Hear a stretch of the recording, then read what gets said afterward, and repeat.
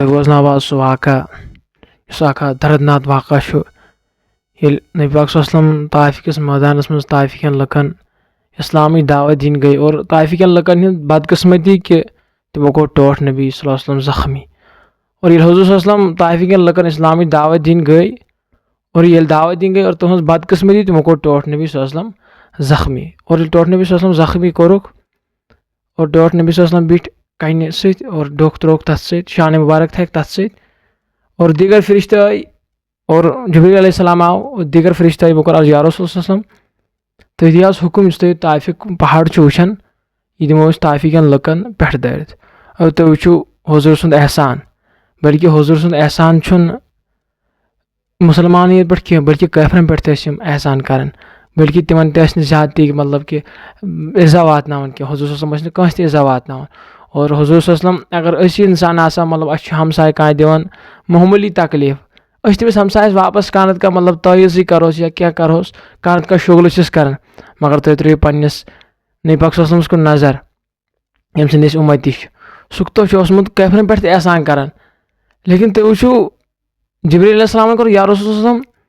तुह करो हुक्म योत तुह पहाड़ वो दिमो ताइफिकन लुकन पे दारित यम करोक सारी फना नेस तो नाबूद मगर हुजूर वापस बुझो जवाब हुजूर क्या वोन तिमन आई जिब्रील अलैहिस्सलाम मे उम्मीद कि अल्लाह ताला करे तिम इंसान पैदा तिम नेक बंद पैदा यम खाली अकिस अल्लाह ताला सज इबादत आसन करन और तेल ति वातोक तिमन तकलीफ केवल अवै कुरान पाकस में अल्लाह ताला फरमावन वमा अरसलनाका इल्ला रहमतल लिल आलमीन आई हबीब बुझ तुह खाली मुसलमान खतर रहमत बनाकर बुझमुत कह सोजमुत कह बह सारे खतर रहमत सोजमुत और फरमावन नबी पाक सल्लल्लाहु अलैहि वसल्लम अगर तुह कस पे रहम करो तुह पे कर अल्लाह ताला पे रहम कह अगर तुह कस पे रहम करो और तुह पे कर अल्लाह ताला रहम और अक सात लोगों कर अर्ज लुको कर अर्ज या रसूल सल्लल्लाहु अलैहि वसल्लम कुफारन खतर करो बद दुआ बल्कि अगर वन मतलब अगर कह हमसाय मतलब तमिस कुन रंग तकलीफ मतलब पन नख वालन अगर मामूली कर हमसाय मतलब तेल हमसायस पे शफकत कर मगर यह सोचान कह मगर सोन नबी पाक सल्लल्लाहु अलैहि वसल्लम कमन तरीकन पे पकान और ये लुको कर अर्ज या रसूल सल्लल्लाहु अलैहि वसल्लम कुफारन खतर करो बद दुआ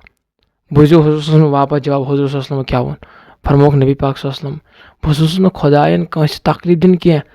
कंस लानत सूजन बह कह बल्कि बह खुदायन अम मूजूब कि कुल आलमस खतर रहमत लिहाजा अस पे अमुक ध्यान थवन इत नबी पाक सल्लल्लाहु अलैहि वसल्लम प्रेथ कंस पे शफकत कर और अस तह पज ती कर और ब्याक वाक़ा अख यहूदी आव